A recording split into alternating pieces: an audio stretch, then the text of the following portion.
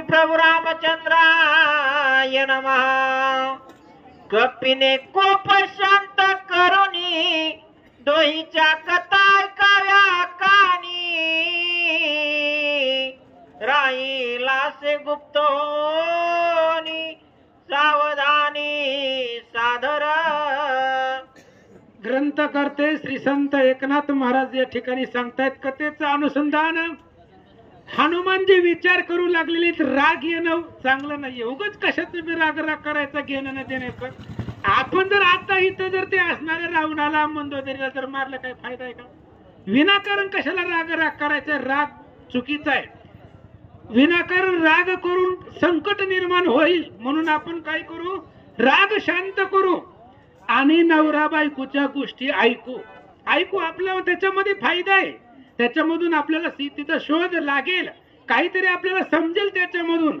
म्हणून हनुमंताने विचार केला राग गिळायचा आणि ह्या दोघं काय बोलतायत यांच्या दोघांमधून संवादामधून काय आपल्याला प्रतिउत्तर मिळेल, काय आपल्याला पुढचा मार्ग दिसेल याचा विचार हनुमानजी करतात। काय बोलतात ऐका। मंदोदरी म्हणे लंका नाता दृष्ट स्वप्न म्या देखिले आता तेने पावले अति आकांत ते सादरता धारा।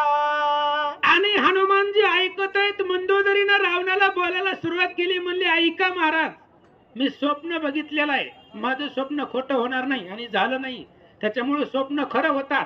आता आपल्याला काय पडतंय त्याच्यावरनं लक्षात घ्या, पण स्वप्न खरं होत असतात। मंदोदरीनं सांगितलं महाराज मला स्वप्न पडलेलं आहे, पण वाईट स्वप्न मी पाहिलेलं आहे आणि ती वाईट स्वप्न पाहिल्यानंतर ना मी झोपेतून जाग झाले गडबडून। एवढं भयानक स्वप्न मी बघितलेलं आहे। काय बघितलंय तुम्हाला सांगते, लक्षपूर्वक ऐका। ऐसे स्वप्न देखिले नयनी पडलंके कवच निर्धारणी तो पुरुष निघून शोकवने श्रीराम पत्नी शोधिता।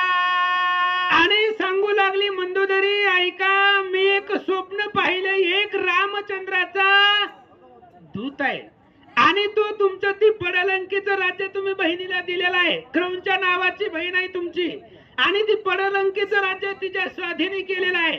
तिथे एक कुणीतरी दूत आलेला होता, त्या क्रौंचेला मारून टाकलं। तिच्या सहित बाकीच्या असणाऱ्या अनेक स्त्रिया समुद्रामध्ये बुडवून मारल्या असं मंदोदरी सांगते। तोरिगत शोकवनी त्रिविध शोकलंका भुवनी पुत्र शोक पत्यपमाने पुरदहनी आकांत। आणि ऐका पुढे अजून मी स्वप्नामध्ये काय बघितलं ती सांगू लागली मंदोदरी। आपल्या नवऱ्याला जागा करून सांगू लागली की ते असणारा पडलंकेमध्ये एक आलेला होता वानर आणि त्यानं तिथल्या तुमच्या बहिणीला मारलं, सगळ्या स्त्रियांना मारलं आणि तोच वानर अशोक वनामध्ये गेला। अशोक वनामध्ये वाऱ्याला सुद्धा एंट्री नव्हती, महाराज परमिशन नव्हती।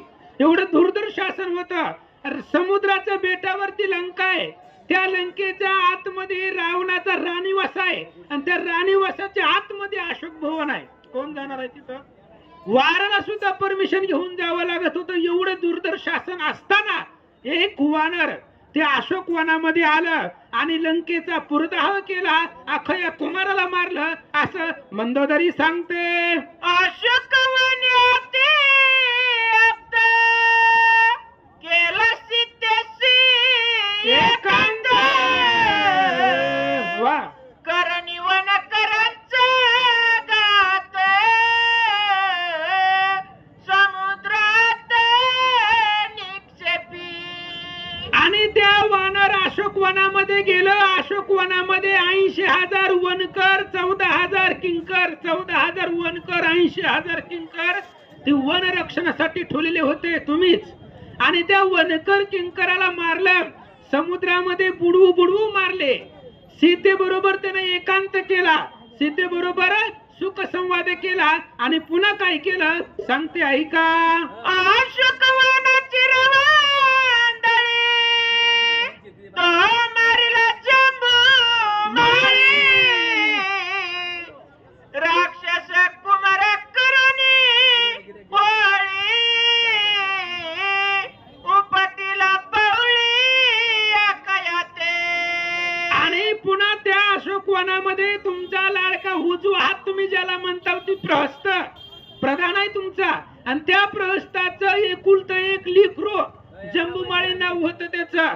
तू का म्हणे जंबूमाळी रगडीला पाया तळी आणि त्या जंबूमाळ्याला हनुमंतानं मारलं. त्याच्या कैवरासाठी कोणीच दिसेना घाबरली ना.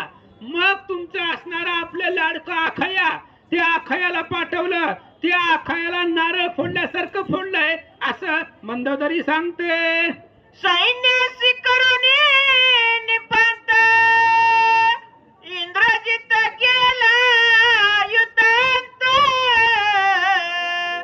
करीत राक्षसांचा घात बहे पडत मेघनाद. आणि पुन्हा अजून सांगते त्या अशोकवनामध्ये आखयाला मारलं जंब्या माळ्याला मारलं कुणीच नव्हतं शिल्लक. त्यावेळेस तुमचं लाडकं आणि ज्याच्यावरती पूर्ण भरोसा आहे असं असणारा आपला इंद्रजित आणि त्या इंद्रजिताला पाठवलं. तो अशोकवनामध्ये गेला बिळातलं पेपर्यंत त्याला मारलंय. हनुमंतानं बघितलं होतं बिळात जाताना पण जाऊ दिलं. आपल्याला त्याला मारायचंच नाही आणि आपल्या हातून मरत बी नाही त्याच्यामुळे त्याला जाऊन दिलं. हनुमंताला माहिती नाही असं नाही बघितलं होतं हनुमंतानं पण जाणून बुजून दुर्लक्ष केला. त्या इंद्रजिताला बिळातलं पेपर्यंत मारलं होतं मारलंय असं मंदोदरी सांगते. तो ब्रह्मयाने आणला बांधणी राग्य पुच्छात पेटवणी तुमच्या दाड मिशा जाळणे प्रथम खंडन हे माझे. आणि मी स्वप्नामध्ये बघितलेलं आहे महाराज पुढं असं घडलं असं मला वाटतंय. काय काय बघितलंय स्वप्नामध्ये ती इंद्रजित बिळामध्ये बसलं आणि आपलं एक पण सेवक त्या अशोकवनामध्ये जात नव्हतं. इंद्रजित मेलाय काय जिवंत आहे रावणाला माहितीच नव्हतं कारण निरोप आणायलाच कोणी जात नव्हतं. फोन करायला सुद्धा रेंज नव्हती. काय सांगायचं अशी अवस्था भयंकर झालेली होती. कोणीच त्या ठिकाणी जातच नव्हतं. मग शांतीपाठ जपण्याचं काम ब्रह्मदेवाला होतं आणि ब्रह्मदेवाला बोलवलं. तेवढाच एक महाराज लंकेमध्ये होता आणि ब्रह्मदेवाला सांगितलं तुम्ही जा कारण गळा बांधून या मारुती इंद्रजित आणि लंके प्रती तुम्ही सांगितलं होतं तुमचं बोलणं आहे आणि तुम्ही कुठं राहता तुमच्या गावाचं नाव काय सत्य लोकांमध्ये राहता असत्याची वार्ता नाही. त्यामुळं तुम्ही जे बोलाव ते खरं करा. माझ्या पोराचं काय झालंय जाऊन बघा. ब्रह्मदेवाला पाठवलं. ब्रह्मदेवानं तर इंद्रजिताला बाहेर काढलं. इंद्रजित रडत बसला होता. कुणी येईल वाचवायला कुणी येईल पण कोणी येत असतो. तू का म्हणे तुझा सोडविना कोणी. मग शेवटी इंद्रजिताला आठवलं. ब्रह्मदेव गेले. माझ्या पित्याचा पित्याचा पिता असणारा ब्रह्मदेव त्या ठिकाणी गेला. ब्रह्मदेवानं बाहेर काढलं बिळातून. कसं तरी येडावाकडं हनुमंताला अडकवलं. खोटं खोटं वचन देऊन हनुमंताला ब्रह्मदेवाने सांगितलं होतं हे बघ हनुमंतराया त्या लंकेमध्ये चला एकदा रावणा पुढे चला आणि तुम्हाला काय करायचं करा मी तुम्हाला अडवित नाही. माझं काय मला तर रावणाला मारायचंय पण आमचं काय आम्ही बंदीवासामध्ये तुम्ही फक्त तिथपर्यंत चला आणि पुन्हा तुम्हाला काय युद्ध करायचंय ती करा असं गोड गोड बोलून हनुमंताला कसं तरी लंकेमध्ये आणलं. त्याच्या शेपटीला आग लावली आणि त्या शेपटीनं अख्खी लंका पेटवून दिली. लंका जाळीत भडभडा उच्चे नगराला विला वेडा रिगोने दे मागा पुडा चहूकडा कांत. आणि त्या असणाऱ्या शेपटीला आग लावताना रावणानं विचारलं होतं तुझं मरण कशामध्ये. हनुमंतानं सांगितलं शेपटी जाळ मी मरतोय ही शेपटी तुझ्या हातामध्ये देतो. हे घे पुच्छ देतो हाती पण जर शेपटी पूर्ण गुंडाळायची हिंमत असेल तर शेपटीला धक्का लाव. शेपटी थोडी जरी शिल्लक राहिली तर लंकेमधलं कोणीही जिवंत राहणार नाही. लक्षात घे. ही वर्म सांगितलं होतं पण कळलं नाही रावणाला. त्याने शेपटी गुंडाळली आणि आग लावली. कसं तरी हनुमंतानं सगळी लंकाच्या लंका जाळली, सगळी लंका जाळली. पण जे जे श्रीरामाचे भक्त ते मज परम आप्त रावणाच्या राण्या समस्त त्यांच्या घरात वाचविल्या. आग लागली तरी मंदोदरीच्या समवेत जे राण्या होत्या त्या वाचले महाराज. कारण रामचंद्राचे जे भक्त आहेत त्यांच्या केसालाही धक्का लागत नाही. जे जे श्रीरामाचे भक्त, जे रामाचे भक्त आहेत ते मला जवळच आहेत. अग्नीला सुद्धा आणि हनुमंताला सुद्धा. म्हणून जे भजन करत होते, जे रोज रामायण वाचत होते तेवढेच वाचले, बाकी सगळे जळाले. ऐसे दृष्ट स्वप्न देखोनी वेगे उडाले गजबजनी थोर धाक लागला मानी निद्रा नयनी लागेना. आणि महाराज असं दुष्ट वाईट स्वप्न बघितलंय. असलं स्वप्न बघितल्यावर पुन्हा झोप लागत असते का? गडबडून उठले मी, दचकून उठले. हे अंगावरून त्या अंगावर एसी लावला, फॅन लावला, कूलर लावला, पण झोप काय लागला. वाईट स्वप्न पाहिलं, झोप उडाली गेली. घाबरले, दचकले, गडबडून जागे झाले आणि घडलेले जे काही स्वप्न आहे ते तुम्हाला सांगितलं. मंदोदरी सांगते, माझा चरण शरण करोनी शुद्धाच मना ते सेवोनी सदा शिवाला स्मरोनी डावे कानी निजले श्रीराम जय राम राम. मग विचार केला. काय केलं हो? शिव भोळा चक्रवर्ती, त्याचे पाय माझे चित्ती. मग महादेवाचं स्मरण केलं, महादेवाची पूजा केली. उठून रात्रीमध्ये उठून महादेवाची पूजा स्वप्न विघ्न निवारण्यासाठी केली आणि महादेवाचं दर्शन घेऊन पुन्हा एका अंगावर जाऊन झोपले. पुंडलिक कवरधारी विठ्ठल श्री ज्ञानदेव तुकाराम पंढरीनाथ भगवान की जय. हरी हरी मद चरण क्षाळन करोनी शुद्धाच मना शिवुनी सदा शिवाला स्मरोनी डावे कानी निजले. गणपती बाप्पाला वंदन करून, सरस्वती मातेला नमन करून, प्रभू रामचंद्राला अभिवंदन करून कथेचं अनुसंधान असं आहे. ज्या वेळेस मंदोदरी मातेला स्वप्न पडलं, मंदोदरी मातेला स्वप्नातली जी अवस्था आहे हे रावणालाच मंदोदरी माता सगळं सांगत आहे. हरी तम स्वप्न देखिले दुर्धार श्री बांधोनी सागर लंके आले नरवानर निशाचर निर्दळनी. ज्या वेळेस मंदोदरी माताने स्वप्न पाहिलं, काय स्वप्न पाहिलं? या समुद्रामध्ये शिळाचा सेतू बांधलेला आहे. शिळाचा सेतू बांधून प्रभू रामचंद्राचे वानर सैन्य सगळं समुद्रात तीर पार करून या ठिकाणी आलेलं आहे. इंद्रजित कुंभकर्ण दोन्ही रणिनिमा तुगे मारिले दोघे जणी तुमची शिरे राम बाणी इधाचे चरणी लोळती. ज्या वेळेस ते प्रभू रामचंद्राचं सैन्य आलेलं आहे, सर्व वानर सैन्य आहे आणि सैन्य येऊन काय केलं? इंद्रजित कुंभकर्ण हे सर्वच काय केलं? प्रभू रामचंद्र सैन्याने मारले आणि तुमचे 10 ते 10 शिर आहेत ना सर्व ते मातीमध्ये गिधाडाप्रमाणे लोळत आहेत. असे मंदोदरी माता रावणाला बोलत आहेत. रणिनी माल माझ्या चुडिया पडले खान ऐशी करी तसे रुदन आक्रंदोन उठियली. ज्या वेळेस मंदोदरी माता स्वप्न सांगितलं, मग रावण म्हणतो काय आहे? माझी बायको असून माझं तुला स्वप्न विघ्न का बोलतंय? म्हणून रावण पोटात मंदोदरीला बोलून रावण मंदोदरीला बोलत आहे. आयसे सांगता एक मंदोदरी भुलली देखे पैसोन रावणाचे समुख तरी शंका ती दुखे. मग काय झालं? त्यावेळेस मंदोदरीने सगळं स्वप्न अवस्था सांगितलेलं. हे स्वप्न अवस्था सांगत असताना रावणासमोर मंदोदरी माता बसले. हे सगळं स्वप्नात मंदोदरी माता रावणाला पोरं सांगत आहे.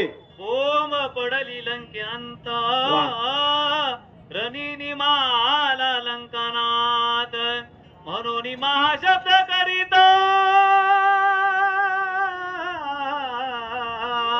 तेने हडबडीत रावण हे सर्व झालेलं पाहिलंय आज सांगत असताना लंकेमध्ये सर्व बॉम्ब झाले आहे. काय बॉम्ब झाले? रावण मेला, कुंभकर्ण मेला, इंद्रजित मला सर्व नव्यामध्ये बॉम्ब झालेले आहे. हे मंदोदरी माता रावणाला स्वप्नामध्ये सर्व अवस्था सांगत आहे. मग धावून लंकनात तिचे धरिले दोन्ही हात मी तमाहे जीवे जिता तुका वृथा तळमळशी. मग रावणाने काय केलं? मंदोदरी आपल्या पत्नीला जवळ घेतलं, बोलवलं, आता समोर बसवलंय आणि सांगत आहे दोन्ही हात धरले, मी जिवंत आहे, सर्व सरळ आहे, पण तू का व्यक्त करते? कुणालाही काही झालं नाही असे रावण मंदोदरी मातेला बोलत आहेत. सावध म्हणे लंकनाथा माझे स्वप्न नव्हे मिथ्या वाह. अशोकवनी राहिली सीता तुमचे घाता ते करील. मग त्यावेळेस सांगत आहे की सावध हो, सावधान. मंदोदरीला सावध होऊन रावण म्हणत आहे की मंदोदरी माता सीता म्हणजे आहे, अशोकवनामध्ये सीता आहे, सर्व काही आहे, तुला स्वप्न दृष्टांत झालेलं आहे असे रावण मंदोदरी मातेला बोलत आहे. करो निश्र रघुनाथा त्याशी संतोष देई जे सीता तिने तुझं कल्याण लंकनाथा आणि समस्ता राक्षसा. रावणाला जो विजय होता, रावणाला काय होतं? रावणाला एक होता गर्व होता की माझ्या त्रिभुवनामध्ये माझ्यासारखा शूरवीर कोण नाहीये, म्हणून ती सांगत होय. पण ती काय मंदोदरी माता सगळं सांगत होते, पण ती काय म्हणजे रावणा प्रभू रामचंद्राची तुम्ही काय करा, सोबत करा, प्रभू रामचंद्राला भेटा, जर भेटला त्यांना जर केलं तर आपलं तुम्ही कल्याण होतं, जीवन पावताल असे मंदोदरी माता बोलत होत्या. आम्ही तम होते तुमची दासी म्हणून लागले पायासी भुक्ती मुक्ती होय आम्हासी सीतारामाची अर्पिली या. बघा पत्नी आपल्या पतीचं सर्वस्व सांगत असते, पण पतीला एवढा गर्व होता रावणाचा, सांगत आहे मी तुमची दासी होते, सर्व होते, पण तुम्ही काय करा, प्रभू रामचंद्राला शरण जावा आणि त्यांना तुम्ही सीता मातेला अर्पण करा असे मंदोदरी माता रावणाला वारंवार सांगत होते. सीता ऐकता शोकवनी हनुमान उलासला मनी हर्षन माये त्रिभुवनी श्रीराम पत्नी तुझविली. ज्या वेळेस रावणाने सांगितलं, काय सांगितलं? सीता माता अशोक वनामध्ये आहे हे कोणी ऐकलं? हनुमंताने ऐकल्याबरोबर हनुमंताच्या मनामध्ये इतका उत्सव, इतका आनंद झाला की ज्या कार्यासाठी आपण आलो, जे कार्य करण्यासाठी आलो ते कार्य आपलं प्रभू रामचंद्राची माझ्यावर कृपा झाली, त्या कृपेने सीता मातेचा शोध लागला. आहे अशोकवनी अशोकवनी स्थानी ते समोर कवया कानी सावधानी हनुमंत. बघा हनुमंताने काय केलं? सावधान चित्तामध्ये अशोकवनामध्ये सीता आहेत. मग सीता अशोकवनामध्ये कुठल्या भागामध्ये? वन म्हणजे का थोडं मान आहे का? अशोकवन फार मोठं वन मध्ये, या वनामध्ये सीता माता कुठे आहेत, काय आहेत? रावणाचा आणि मंदोदरी मातेचा संवाद आहे. हे संवाद ऐकण्यासाठी हनुमंत सावध चित्ताने सर्व ऐकू लागले आहेत. रावण मंदोदरी एकांत समूळ परिसाव्रतांत गुप्त राहो हनुमंत चित्ती सावचित्त वचनार्थी. हनुमंताकडे अष्टमहासिद्ध होते, एक अष्टमहासिद्धीचे एक सिद्धीचा उपयोग केला. काय केलं? एक सिद्धीचा उपयोग करून हनुमंताने सूक्ष्म रूप घेतलं आणि गुप्त राहून हनुमंताने काय केलं? मंदोदरी माता आणि जो रावण आहे या सीता मातेचा संवाद काय चालू आहे हे सर्व राहण्यासाठी गुप्त बघून ऐकत आहेत. जानकी आठवीता चित्ता काम खवळला लंकानाथा अशोकवना जाऊन आता बळेची सीता भोगीन. सुतार महाराज या. हारी जानकी आठविता चित्ता काम खवळला लंकानाथा अशोकवना जाऊन आता बळेची सीता भोगावी. ब्रह्मानंदम परम सुखदम केवलम ज्ञानमूर्ते द्वंद्वातीतं गगनसदृशं तत्त्वमस्यादिलक्षणम् एकं नित्यमिमलमचलं सर्वादि साक्षीभूतं भावातीतं त्रिगुरुरहितं नमामि. परमपूज्य गुरुवर्य अभिसाहेब बोशेकर यांना वंदन करून हरिभक्त संत महंत यांच्या चरणी लागून पांडुरंगाच्या चरणी लागून कथेला प्रारंभ करत आहे.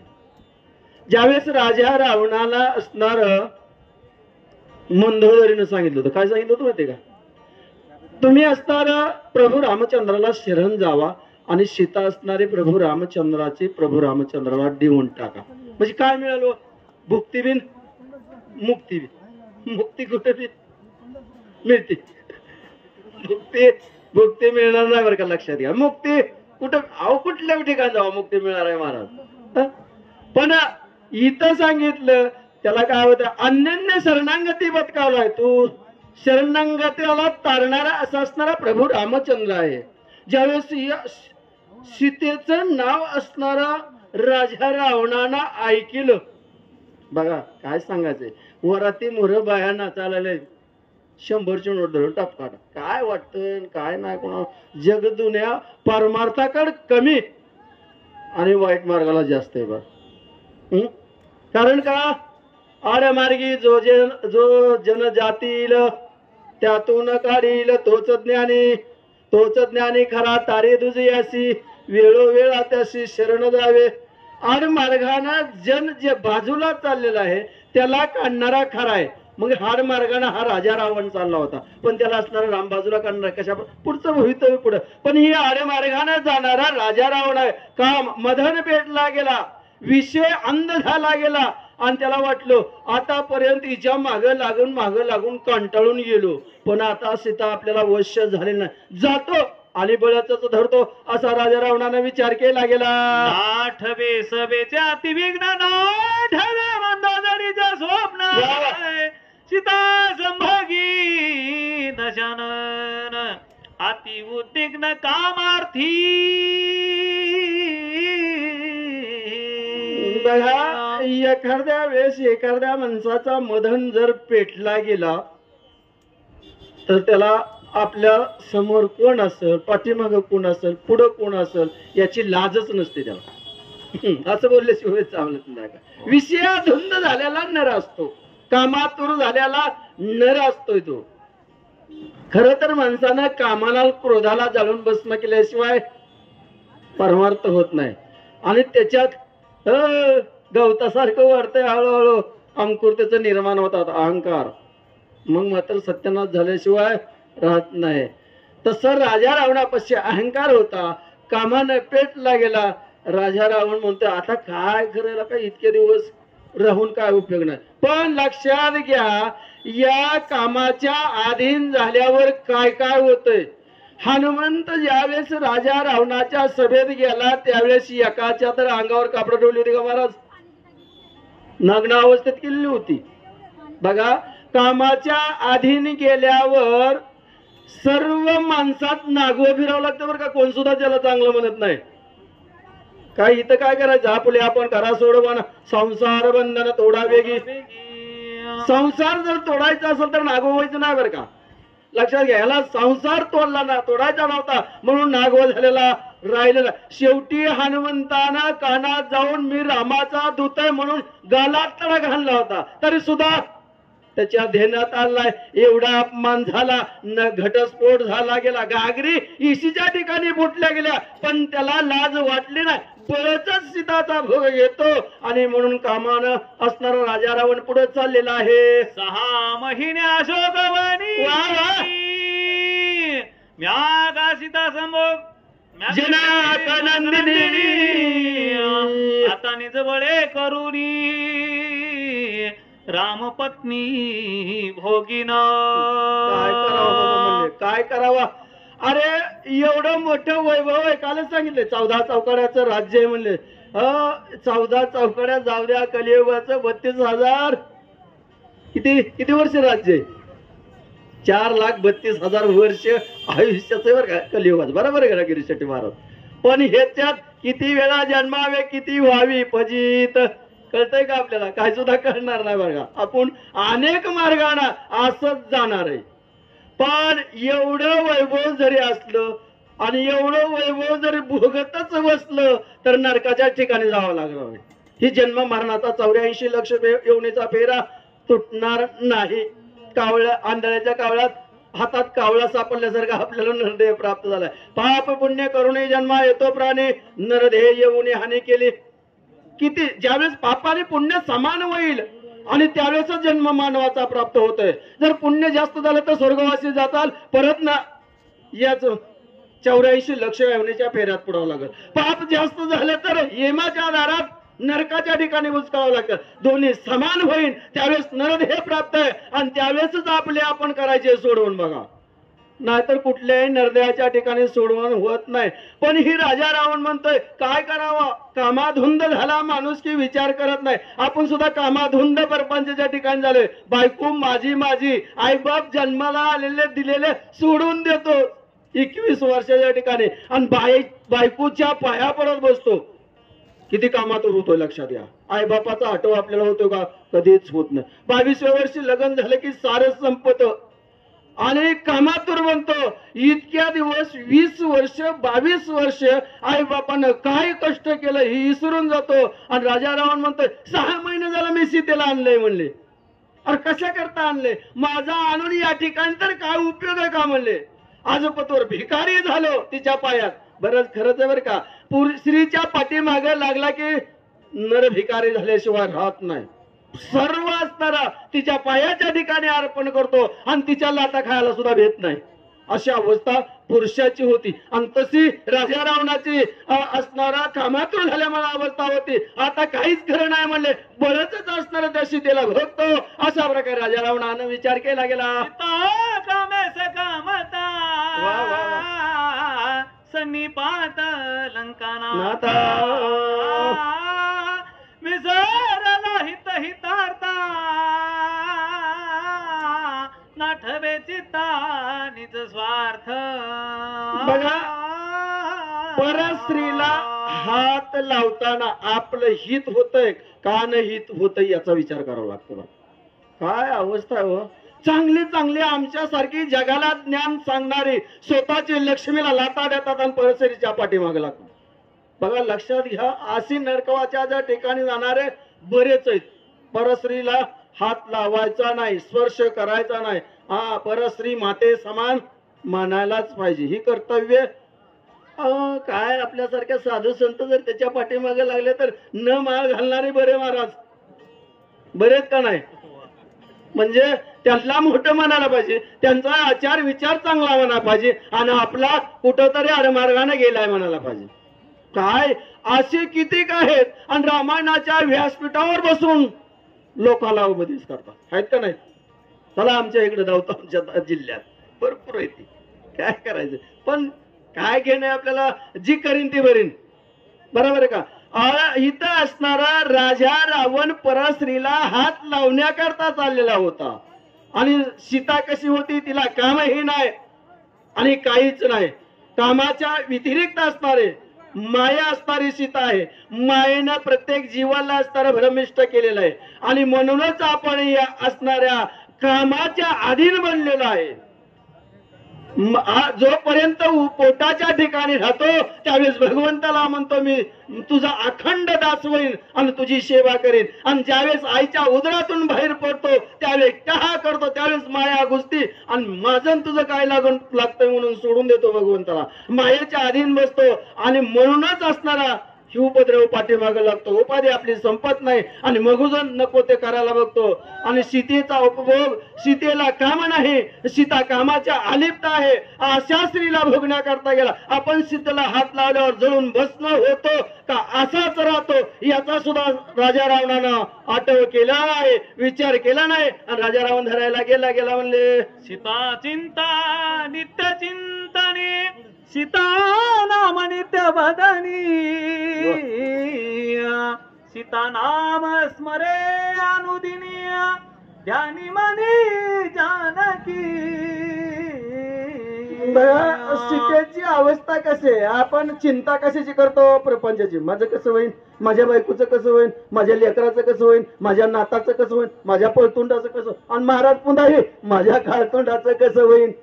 पण जन्म आहे तोपर्यंत माझ्या आईबापाचं कसं होईन याचा विचार कधी केलाय कोणी? मी तर नाही केला, तुम्ही केला असला तर कुठला ठाऊक. परिस्थितीच अशी.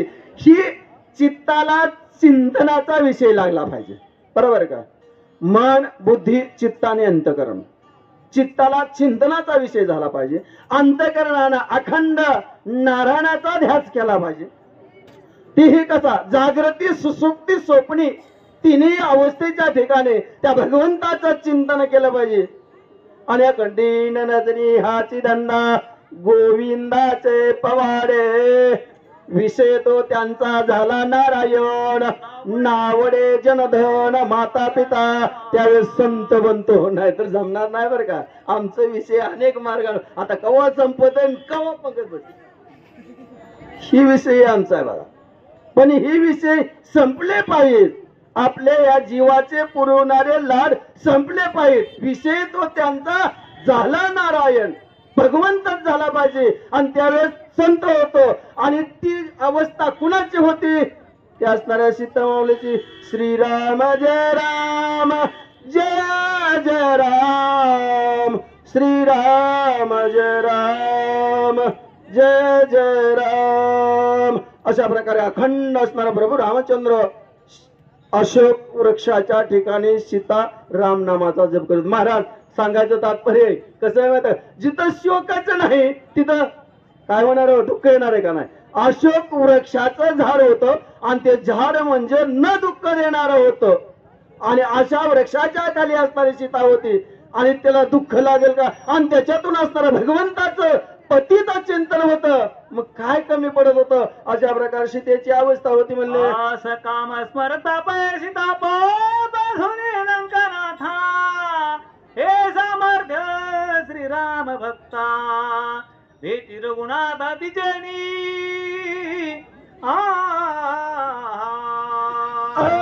सकाम अवस्था भक्ताची कधी असते का? सकाम अवस्था कोणाची असते? जीवाची अवस्था असते. जी प्रपंचात गुंतलाय, जी व्यसनाच्या ठिकाणी गुंतलाय, जी इंद्रियाच्या ठिकाणी गुंतलाय, आणि त्याची असणारी सकाम अवस्था. सकाम म्हणजे काम झाले की इच्छा पूर्ण होती. आणि निष्काम म्हणजे त्या कामाच्या स्थितीच नसतो, त्यांनी कामाचा लय झालेला असतो, अशी निष्काम वृत्ती असते. आणि ती निष्काम वृत्ती कुणाची होती? सीतेची होती. सीतेला भीती होती का? नव्हती. कारण का? राममय अवस्था झालेली होती. हा देह कोणाचा आहे? देवाचा आहे, प्रभू रामचंद्राचा आहे. आपला देह आहे का? नाही. अशीच पण निष्काम वृत्तीला भोगण्याकरता सकाम वृत्ती गेलेली होती. पण मनाच्या ठिकाणी भीती कोणाची होती? कारण ज्या वेळेस राजा रावणानं सीता उचलली त्यावेळेस राजा रावणाला भीती वाटली होती का? नव्हती. जर आपण सीता घेऊन चाललोय आणि राम जर आल्या पाठीमाग एक जण बाण सोडला तर आपण असणारा लंकेपर्यंत पोहोचू का? पोचणार नाही. मनाच्या ठिकाणी भीती होती. पुढे काय होतं बोला? म्हणजे रावणाची सकामता कळली मंदोदरीची चिंता, सीता भेट अर्पावी रघुनाथा लंकनाथा नमनेसी. सकाम वृत्ती असणारी राजा रावणाची होती. सकाम वृत्तीला काय कमी होतं का? किती धन दौलत त्या राजा रावणाने जमिली होती. स्वर्गाचे देव सोडले नव्हते, सप्त पाताळातले राक्षस सोडले नव्हते. मग आपल्यासारख्याची काय कथा होती त्याच्यापाशी? बघा, त्याची जर संगत करून बघा, करायची असली तर तुम्ही संगत करून बघा. तुम्ही करणार नाही, तुम्ही महंत संत असणारे परमेश्वराचे अवतारात म्हणूनच बसला तुम्ही इथं करत. कारण का? ज्यांना अहंकार बाळगलाय त्याचा लय झाल्याशिवाय, त्याचा नाश केल्याशिवाय करत नाही. अहंकार रूपी रावण होता आणि सकाम वृत्तीनं असणारा त्या असणाऱ्या सीतेला भोगण्याकरता निघाला होता. निष्काम वृत्तीची सीता मिळत नव्हती. आणि ही बातमी असणारे मनाच्या ठिकाणी असणारे मंदोदरीला कळलेले आहे. आणि मंदोदरीला चिंता वाटली. काय करत आहे? बोला पुढं. करावी रामार्पण कदान मानी दशान मंदोदरीच कळले चिन्ह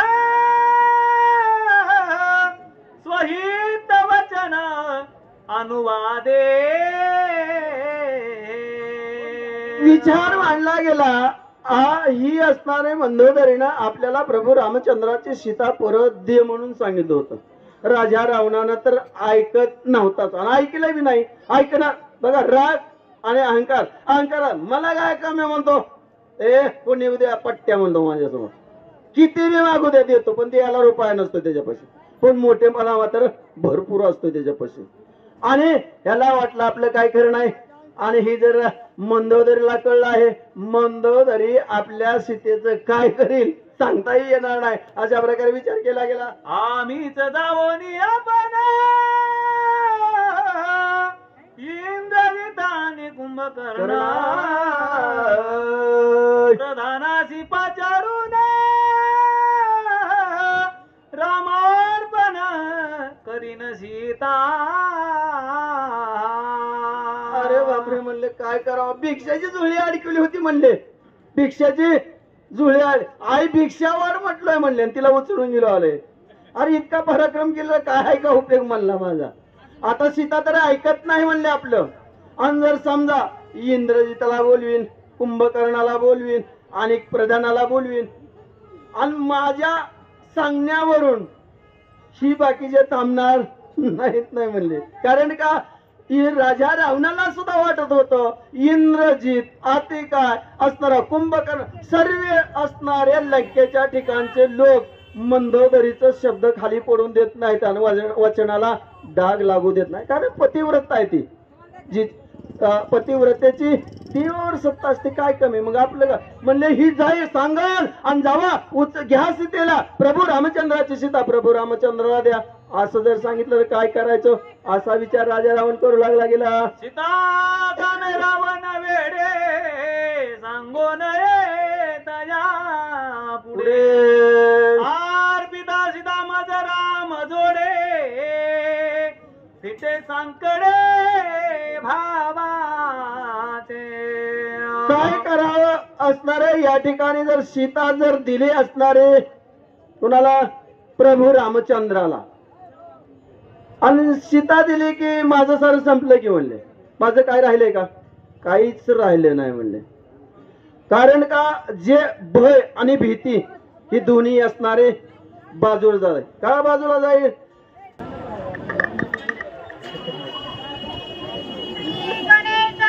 पुढे घ्या.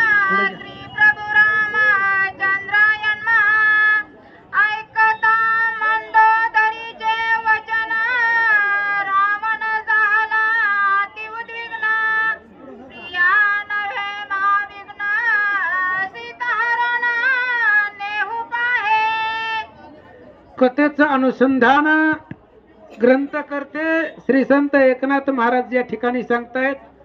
खूप भाग्याचं आहेत महाराज. रामायण ऐकणं सुद्धा भाग्य लागतं. श्रीराम पहाव या दृष्टी पाहिजे तर पुण्याची या कोटी. कुणालाही भगवंताचं दर्शन घडत नाही. कोट्यावधी पुण्य लागतं. आपण खूप भाग्याचे.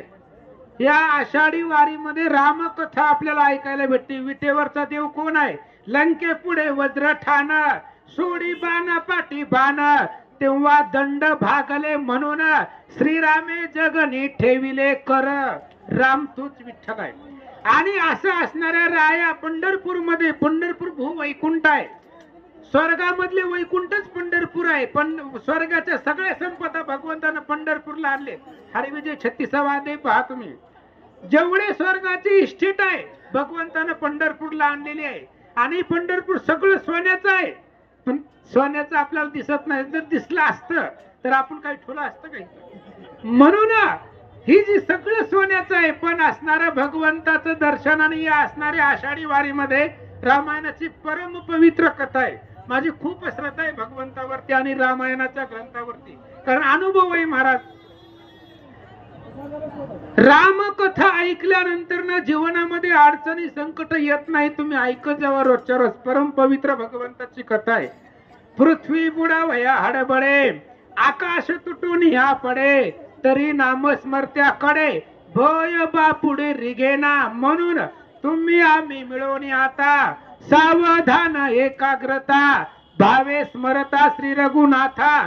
भय सर्वता आम्हा नाही. ही वव्य मिळालेले नाही. त्या सुंदरकांडाच्या 9व्या अध्यायामध्ये तुम्ही बघा चेक करा. आणि रावण विचार करू लागला, ही माझी बायको नाही, माझा घात करणारी माझी वैरिणी आहे. हिनं जर सीता नेऊन दिली तर मग मला एवढं 6 महिने तिला अशोकवनामध्ये ठेवून काय फायदा आहे, असा रावण बोलू लागला.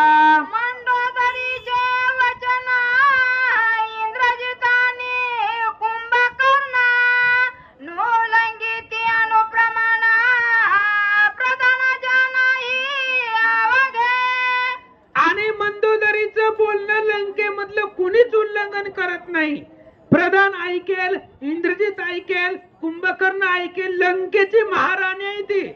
सरपंचच्या गावात सरपंचाच्या ताब्यात अख्खं गाव असतंय आणि ही तर लंकेची महाराणी आहे. तिच्यामुळं हिचं कुणीच वचन टाळणार नाही याचा विश्वास रावणाला होता. मंदोदरीचे वचनार्थ करीती मजही नापुसता. इने हिरोनी नेली सीता दुःखावस्था रावणा. रावणाला टेन्शन आलं. आताच्या भाषेमध्ये डोक्याला ताण वाढला रावणाच्या. जर ह्या मंदोदरीनं सांगितल्यानंतर ना कुंभकर्णानं असेल किंवा इंद्रजितानं कुणी बी किंवा प्रधानानं म्हणा जर सीता रामाला दिली तर मग मला त्या ठिकाणी असणारा दुःख अवस्था प्राप्त होणार आहे. आणि मंदोदरीच्या शब्दापुढं मला सुद्धा मान देत नाही तो. लंकेची महाराणी आहे ती. तिच्यामुळं मजही मानिती नपुंसकता. ह्या मंदोदरीच्या शब्दापुढं तिच्या आज्ञापुढं कुणी माझंही वचन ऐकणार नाही असं रावण विचार करू लागला. अत्यंत खळबळला रावण करवया मंदोदरीचे छळन. युक्ती करी दशानन सावधान अवधारा. मंदोदरीचं बोलणं ऐकलं रावण रागवला आणि मंदोदरीचं शांतवन करायचंय, तिला समाधान करायचंय. बघा रावण हुशार होता, बुद्धिवान होता. रावणानं मंदोदरीला जवळ बोलवलं आणि तिला आपल्या शब्दामध्ये कसं फसवतोय ऐका. विघ्न निरसावया समस्त अनुसरावया श्री रघुनाथ. आदी पुजुनी उमाकांत कुलदैवत तोम्हा. आणि रावणाने सांगितलं मंदोदरी ऐक म्हणले, तुला स्वप्न पडलं होतं ना, वाईट स्वप्न होतं. ही स्वप्न विघ्न निवारण करण्यासाठी आपलं कुलदैवत कोण आहे, महादेव आहे. आणि त्या महादेवाची पूजा करू. तो म्हणते ना सीता दे, मला बी काय अडचण नाही, आता देऊनच टाकू. मला पण असंच वाटतंय. पण सीता देण्याच्या आधी ही स्वप्नाचं विघ्न निवारण करण्यासाठी आपण महादेवाची पूजा करू. आणि महादेवाची पूजा केल्यानंतर ना पुन्हा जर सीता नाही कोणी दिली तर मी निघून देतो असा रावण सांगू लागला. सदाशिवाचे आज्ञेवरी श्रीरामार्पू सीता सुंदरी. या परी छळणी निजणारी कार्यातारी गोविली. रावणानं मंदोदरीला कामामध्ये गुंतवलं. जा म्हणले आता महादेवाची पूजा करायची म्हटल्यावर काय लागतं, हार लागतो, नारळ लागतं, पूजण्यासाठी हळदी कुकू लागतं, बेलाची पानं लागतात, दुधाचा अभिषेक घालण्यासाठी दूध लागतं. जा कार्यामध्ये तिला गोवून टाकलं. आधी महादेवाची पूजा करू आणि महादेवाच्या आज्ञेवरनं म्हणजे महादेवाची पूजा झाल्यानंतर ना पुन्हा आपण सीता रामाला देऊ असं सांगून महादेवाचे पूजेचं साहित्य आणण्यासाठी त्या कामामध्ये मंदोदरीला गोवून टाकलं. रावणे पूजिला श्री शंकर मंदोदरी हर्ष थोर. एरीकडे दशशिर करी विचार तो ऐका.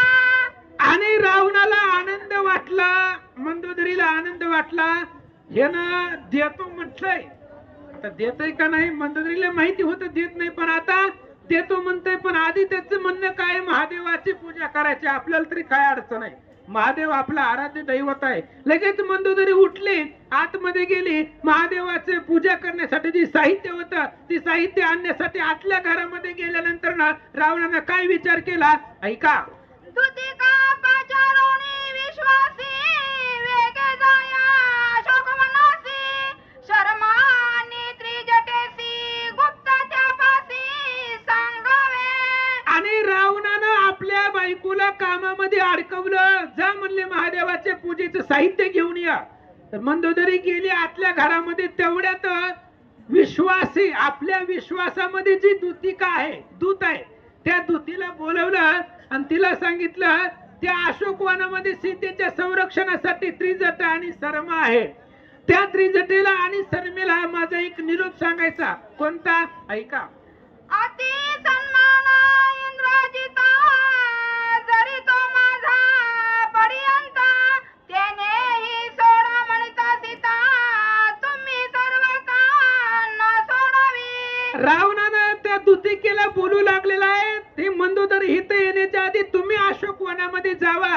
अशोकवनामधलं सूत्र दोघीच्या हातामध्ये शर्मा आणि त्रिजटा, ते तिथे त्याचं असणारं सांभाळायचं मी त्यांच्या हातामध्ये दिलंय. आणि त्यांना माझा एक निरोप सांगा. माझा आवडता, श्रेष्ठ आणि पर्यंत अतिशय प्रेमाचा मुलगा इंद्रजित आहे. आणि ते इंद्रजित जरी तुझ्यापाशी आला, सीता सोड म्हणला, सोडायचं नाही. जर सोडलं तर तुम्हाला मारतो बघा तुम्ही दुखीला, कारण तुमच्याकडे ती दिलंय.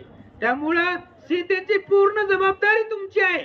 कोणी जरी आलं, उद्या मी जरी आलो, सोड म्हणलं तरी सोडायचं नाही, असं ते दूतिकेला रावण सांगू लागला. कुंभकर्ण माझा भ्राता, तोही सोडा म्हणता सीता, तुम्ही न सोडावी सर्वथा, सोडिले घाता करीन मी. कुंभकर्ण माझा भाऊ आहे, मलाही तो आवडतो, माझाही पर्यंत आहे. त्यानं जरी सांगितलं जावा आणि सीतेला सोडा, तरी सुद्धा सीतेला सोडायचं नाही. आणि जर माझ्या परस्पर माझ्या आज्ञेशिवाय जर तुम्ही सोडलं तर तुम्हा दोघीला मारतो, असं रावण बोलू लागला. मंदोदरी माझी कांता, आवडती आणि पतिव्रता, त्यानेही सोडा म्हणता सीता, तुम्ही सर्वतांना सोडावी. आणि एवढंच नाही, माझी सगळ्यात जवळचं कोण असेल तर बायको आहे मंदोदरी. आणि त्या मंदोदरीनं जरी सांगितलं की सीतेला सोडा, तरी सोडायचं नाहीये. बघा, ही जिम्मेदारी तुमच्यावरती आहे.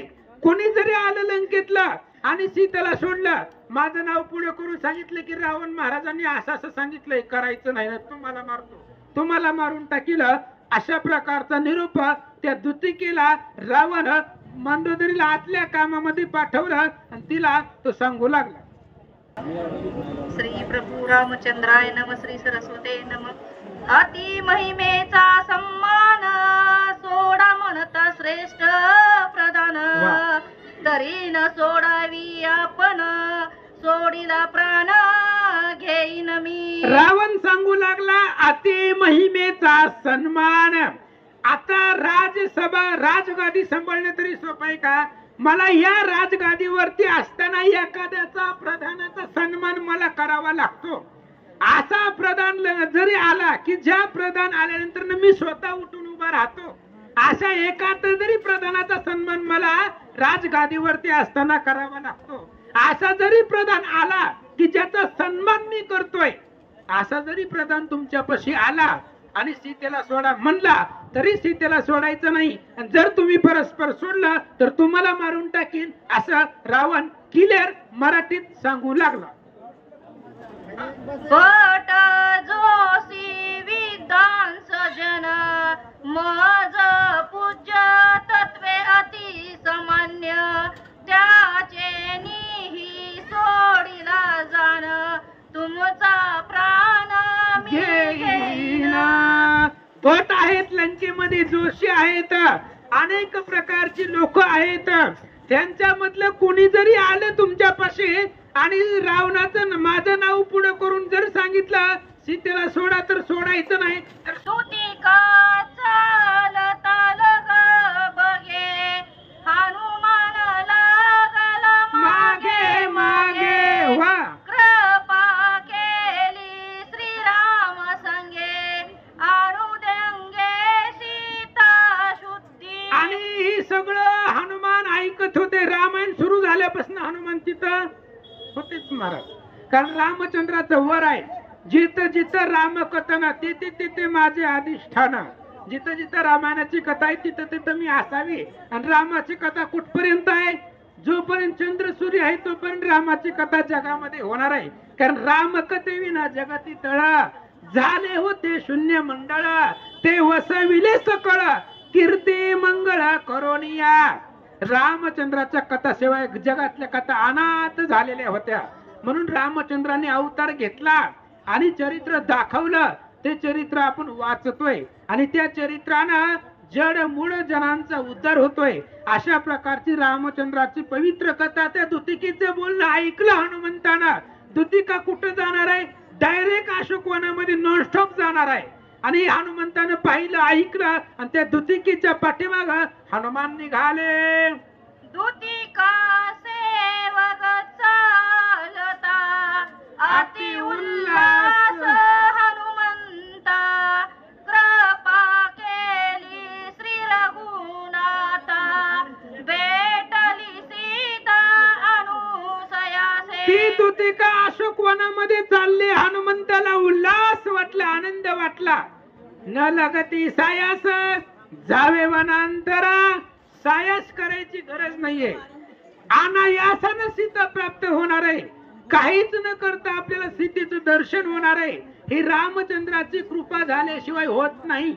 भगवंताची कृपा जर झाली तर मुकम करोति वाचालम पंगुम लंघयते गिरिम यत कृपातम वंदे परमानंदे माधवम. भगवंताची कृपा घडे ते पांगुळ ही पर्वत चढे. मुखी अशी वाचा जोडे, बोले होडे बृहस्पतीशी. म्हणून भगवंतानं आपल्यावरती कृपा केली.